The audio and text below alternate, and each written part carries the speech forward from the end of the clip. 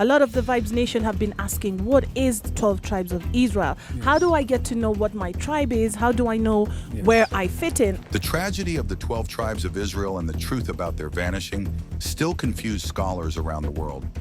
This question sparks curiosity for many, wondering if these ancient tribes simply faded into history. What's going on with the tribes of Israel, the list of the tribes, and maybe as time goes by throughout history, We'll dive into theories and examine clues that might reveal where the so-called lost tribes have been hidden for centuries. Could the answers be closer than we think? Let us uncover the possible fate of the 12 tribes of Israel and explore whether they really disappeared or they are still existing without us noticing. The lost tribes and their forgotten paths. Long ago, the people of Israel left the place where they were enslaved, Egypt, setting their sights on Canaan, a land promised to their ancestor Abraham by God. Despite this divine guidance, they often strayed from the strict rules and commands handed down by God through Moses. Failing to stick to these divine instructions resulted in severe consequences, which are detailed in the Book of Leviticus, outlining the severe repercussions for their disobedience. God had established a strong agreement with the Israelites right after they got out of Egypt. He instructed them to only worship him and to keep away from adopting the customs or religions of other people living nearby. However, the Israelites didn't stick to this plan. They mixed with other groups and started worshiping other gods. Because of this, God warned them that he would withdraw his protection, which meant their enemies would easily defeat them. This is clearly stated in Leviticus chapter 26, verse 17, where God says that without his protection, they would be powerless against their foes, dominated by them, and panicked even when no one was chasing them. Leviticus chapter 26, verse 25 expands on these divine punishments, mentioning a devastating sword and a spreading disease that would afflict the Israelites as they fell into enemy hands. The story goes on to describe the decline of the Israelite tribes who broke their sacred agreement by engaging in idol worship and taking up the sinful practices of other cultures in the Middle East. This turning away from God's laws led to their domination by neighboring nations, as was recorded historically, including descriptions of having illegitimate leaders by the prophet Hosea. Their failure to adhere to God's commands resulted in them being overtaken and broken up as a people. This breakup has led to various ideas and theories about what ultimately happened to the 12 tribes of Israel.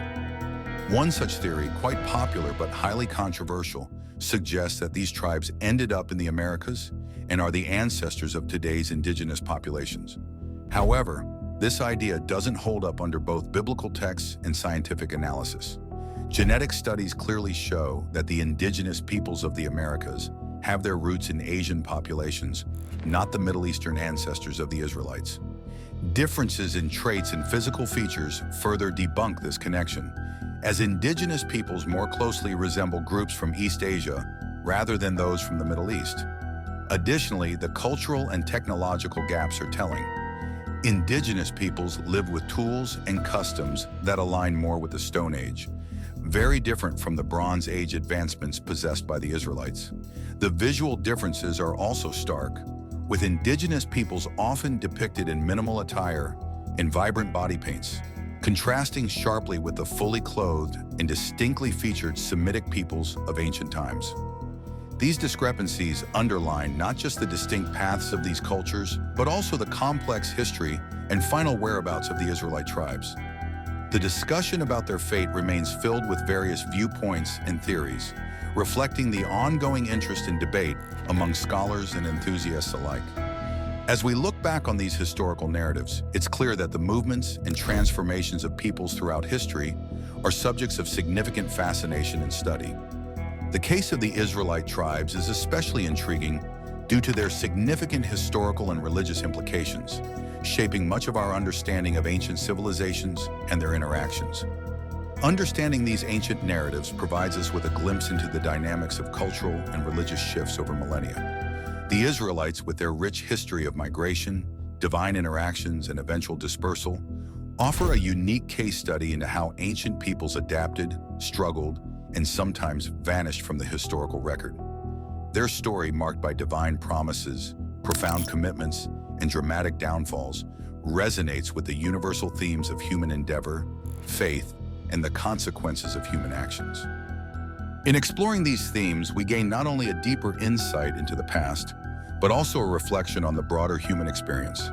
The tale of the Israelites serves as a reminder of the enduring impact of cultural and religious identities, the complexities of human migrations, and the deep-seated human need to understand our past. As we continue to explore and study these ancient stories, they not only enrich our knowledge of history, but also inform our understanding of contemporary cultural and religious dynamics. While many ideas exist about where these tribes went, new findings continue to change what we know. Old theories challenged by new findings.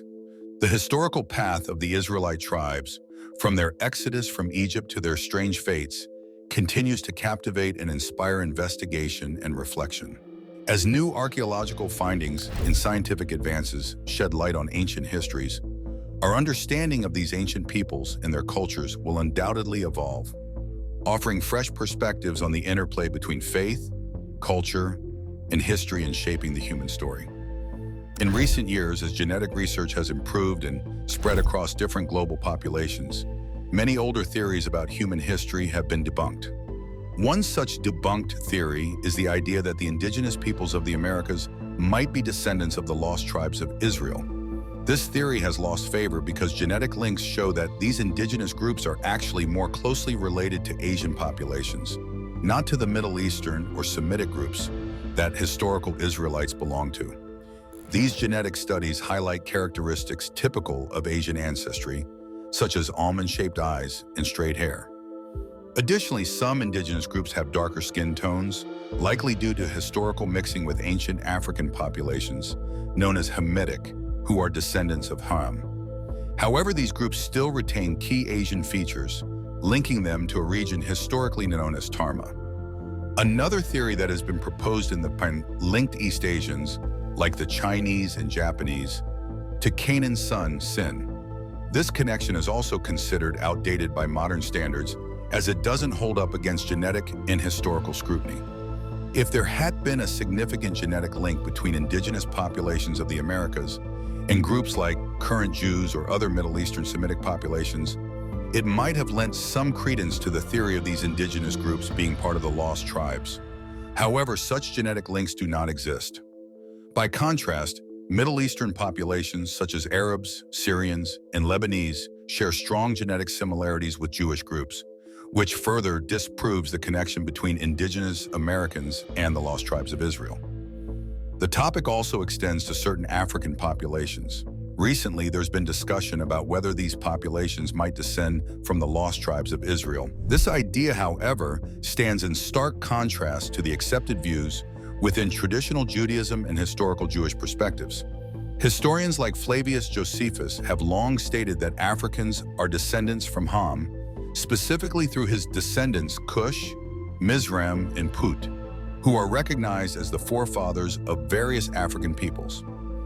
Despite some theories suggesting a connection between African peoples and the lost tribes of Israel, these claims do not align with biblical, historical, or genetic evidence.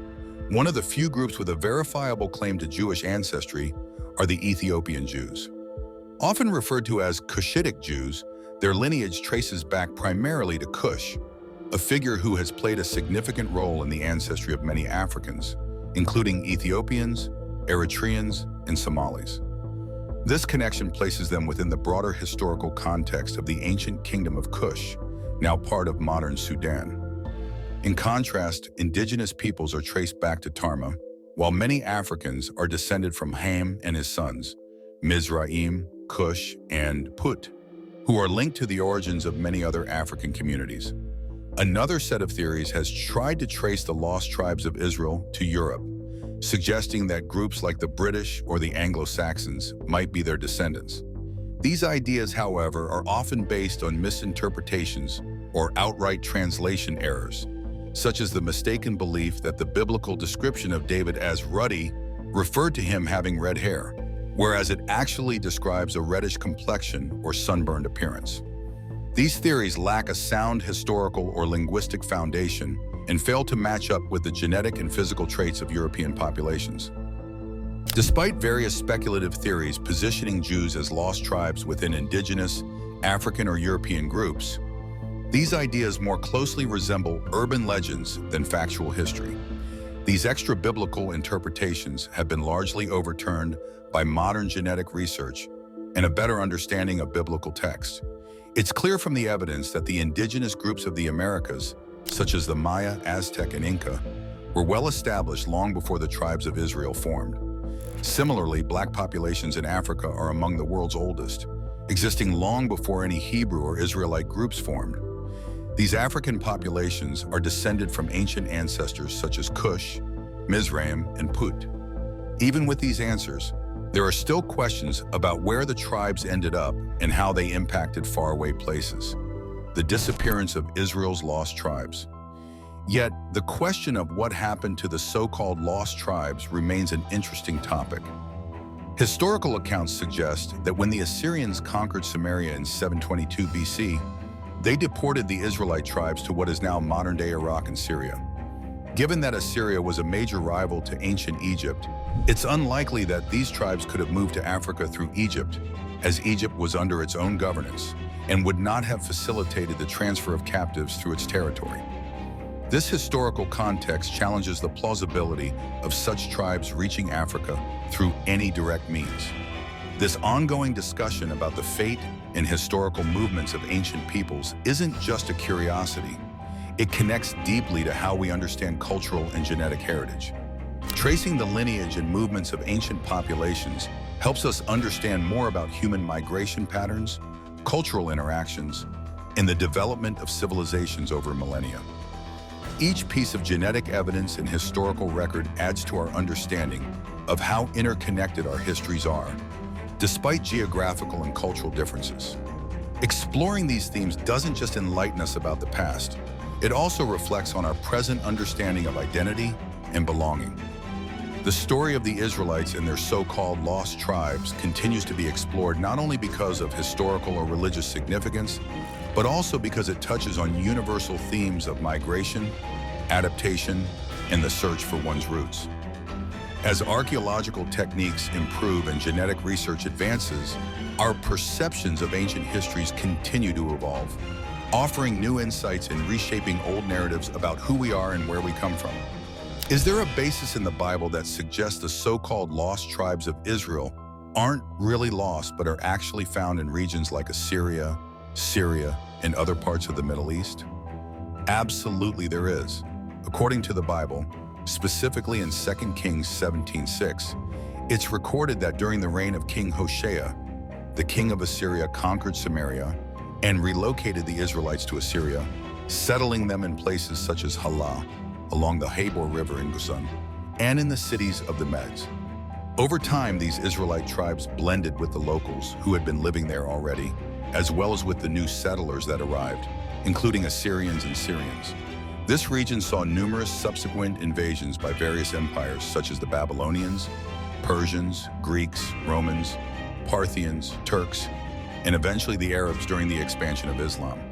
You might think this is just an old story from the Old Testament, specifically from the time when the Chronicles were written. But what about the New Testament?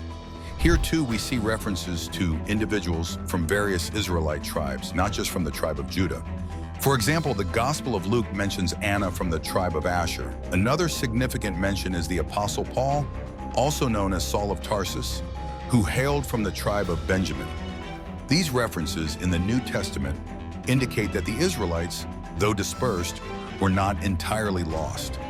They didn't end up in distant lands, but stayed relatively close, albeit often straying from God and falling into sin. This situation raises an interesting question about the fate of the Israelite tribes that ended up in Assyria, Syria, and other Middle Eastern regions. Many people wonder about how the biblical prophecies concerning these 12 tribes will be fulfilled. The answer involves a transformation brought by Jesus Christ, who reshaped the concept of who the chosen people of God were, extending it to Christians. This redefinition means that the traditional distinctions between Jews and non-Jews have faded before God. According to the Apostle Paul, in Christ, there is no distinction between Jew and Greek. The mixing of these tribes with Assyrian, Syrian, and other Middle Eastern peoples wasn't accidental, but part of a divine strategy intended to eventually lead these tribes back to their Israelite roots, convert to Christianity, and be saved during the end times. As we explore further, it becomes clear that the story of these tribes is part of a much bigger plan that touches everyone. The bigger picture of God's plan. In simpler terms, all this is part of God's bigger plan. Conversion and salvation are not just about maintaining Israelite lineage. They are about recognizing that everyone is part of the broader family of Shem, one of Noah's sons. God's plan isn't limited to saving a specific ethnic group or people, but is inclusive of everyone, regardless of their language, origin, or any other characteristic. The key element is faith in Christ and acknowledging God as the Father. Therefore, anyone who believes in Christ and accepts their role as God's children and servants will be saved, not just those of Israelite or Semitic descent. This broader plan of salvation is significant because it highlights a universal approach to God's relationship with humanity. The idea that God is the Father to all and that salvation is accessible to everyone is a powerful message that transcends cultural, ethnic, and national boundaries. This inclusivity is crucial in understanding the New Testament message of universal salvation, where the divisions of the past are overcome through faith in Christ. Understanding this shift in perspective is vital for grasping the broader biblical narrative concerning the fate of the lost tribes. Rather than being permanently lost or forgotten, these tribes are seen as integral parts of a larger story of redemption and salvation that encompasses all of humanity. This view challenges the traditional notion of the lost tribes as merely historical or cultural relics and places them within the context of a dynamic, ongoing relationship between God and his people.